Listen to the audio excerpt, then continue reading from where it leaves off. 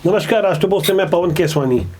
छत्तीसगढ़ की राजनीति इस वक्त बेहद गर्म अवस्था में है। 19 जुलाई के अखबार के पहले पन्ने पर जब ये खबर आती है कि 61 विधायकों ने हस्ताक्षर किए दिल्ली जाने की तैयारी, तो ये मामला साफ तौर से भूपेश बघेल की सत्ता से जुड़े हुए विधायकों का मामला था। दरअसल एक प्रमुख मंत्री और मुख्यमंत्री के बाद नंबर 2 की पोजीशन पर आने वाले टी.एस. सिंहदेव बाबा ने 16 जुलाई को जिस वक्त एक विभाग से इस्तीफा दिया और इस्तीफे के बाद जिस तरह से इस्तीफे के पत्र को सार्वजनिक किया, उसमें लिखी भाषा को देखकर सहज रूप से कोई भी समझ सकता था कि टी.एस. सिंहदेव की भाषा वही है जो कि विपक्षी भारतीय जनता पार्टी अक्सर कहते रही है।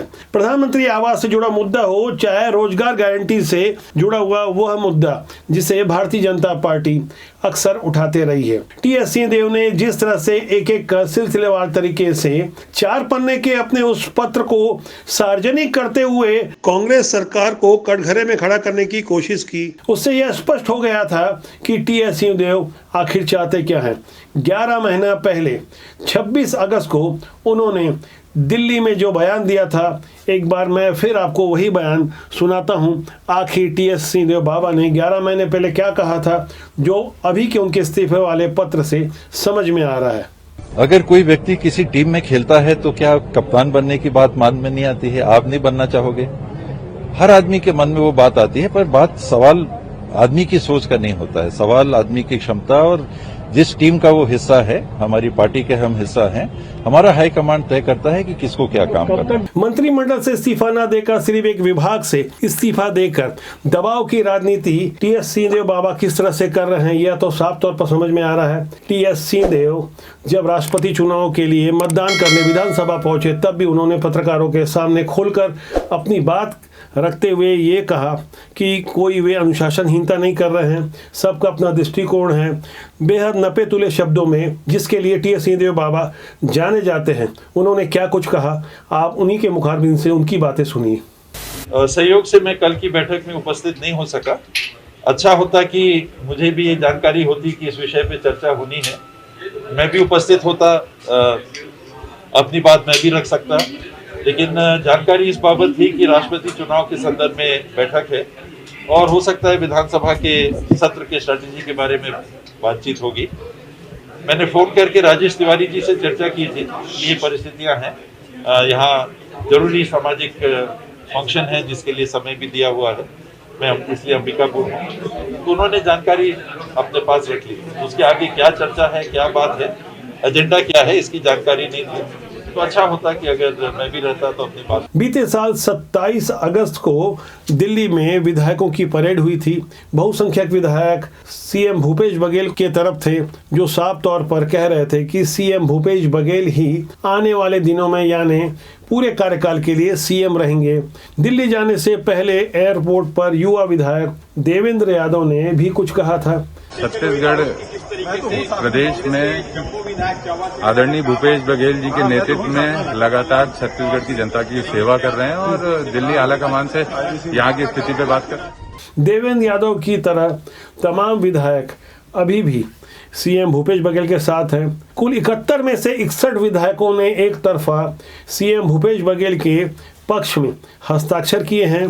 सीएम भूपेश बघेल की ओर से जो रात्रि भोज का कार्यक्रम दिया गया था, उस कार्यक्रम के दौरान ये हस्ताक्षर हुए। 2 सांसदों के हस्ताक्षर की भी खबर है। 10 मंत्रियों ने हस्ताक्षर किए हैं।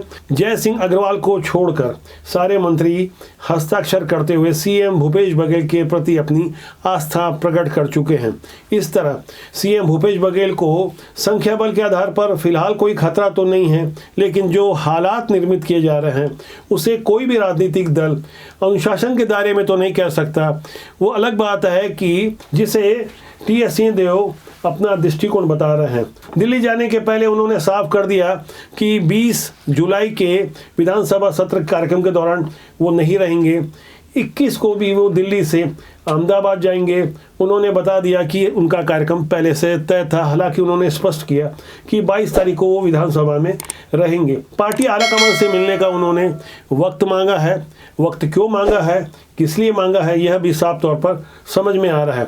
टी.एस. सिंहदेव के जो तेवर हैं उसे भारतीय जनता पार्टी फिलहाल भुना पाने में सक्षम और सफल नजर होती नहीं आ रही है, क्योंकि भारतीय जनता पार्टी की अपनी कमजोरियां और मजबूरियां हैं। जिस तरह से गुटबाजी के हालात हैं उससे सीएम भूपेश बघेल और कांग्रेस को कोई दिक्कत तो नहीं होगी। बावजूद इसके जिस तरह का राजनीतिक घमासान है उसे लेकर पशोपेश की स्थिति बन गई है। लोग असमंजस में हैं। कांग्रेस के नेता मीडिया के सामने सहज होकर इस बारे में कुछ बोलने से बच रहे हैं। दरअसल राजनीति के जानकारों को यह बात तो अब समझ में आ रही है कि टी.एस. सिंहदेव जितनी सरलता और विनम्रता से बातें करते हैं वे राजनीति में उतने ही प्रखर हैं। स्पष्ट रूप से उन्होंने अपनी लाइन तय कर दी है। आने वाले दिनों में हो सकता है उनके विरुद्ध कड़ी अनुशासनात्मक कार्रवाई हो। जिस तरह से सरगुजा संभाग में कभी उनकी गहरी पैठ हुआ करती थी, अब वह बीते दिनों की बात हो गई है। बृहस्पति सिंह की ओर से 25 जुलाई 2021 को 18-19 विधायकों के साथ प्रेस कॉन्फ्रेंस कर जिस तरह से टी.एस. सिंहदेव के विरुद्ध साफ तौर से आरोप लगाया था, तभी स्पष्ट हो गया था कि अब पहले वाली बात नहीं रह गई।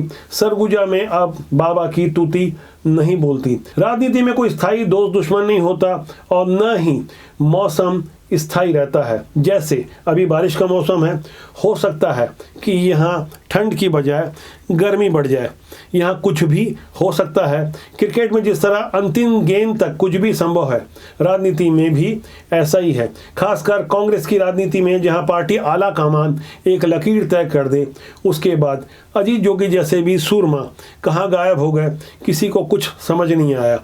ऐसे ही हालात आने वाले दिनों में हो सकते हैं। चौंकाने वाली घटनाएं हो सकती है। सोशल मीडिया का दौर है, मेन स्ट्रीम की मीडिया से इतर यह बातें बहुत जल्दी परोस दी जाती है। एकनाथ शिंदे से तुलना की जा रही है। जिस तरह से शिवसेना से बागी होकर एकनाथ शिंदे ने संख्या बल पर मुख्यमंत्री की कुर्सी हासिल की, लेकिन यह तुलना इसलिए बेमानी होगी क्योंकि संख्या बल कांग्रेस के साथ है, भूपेश बघेल के साथ है। यहाँ भारतीय जनता पार्टी के कुल जमा 14 विधायक हैं और महाराज जैसा यहाँ कोई देवेंद्र फडणवीस भी नहीं है। हालात परिस्थितियां जो भी हो, केंद्रीय नेतृत्व की नज़र इस पर बनी हुई है। भारतीय जनता पार्टी भले से पूरे देश भर में सुदृढ़ अवस्था में हो, लेकिन छत्तीसगढ़ में स्थितियां ठीक उलट है। कितनी उलट है और कितनी सीधी हो सकती है, यह तो आने वाला वक्त बताएगा। हमारी नज़रें लगातार इस पर बनी हुई है। अगर आप अंदर की खबरों को लगातार समझना चाहते हैं तो कृपया राष्ट्रबोध को सब्सक्राइब करना न भूलें। और यदि आप कमेंट बॉक्स में जाकर राय देते हैं तो हम समाज और राजनीति से जुड़ी तमाम खबरों को भली प्रकार से प्रस्तुत कर पाएंगे। नमस्कार।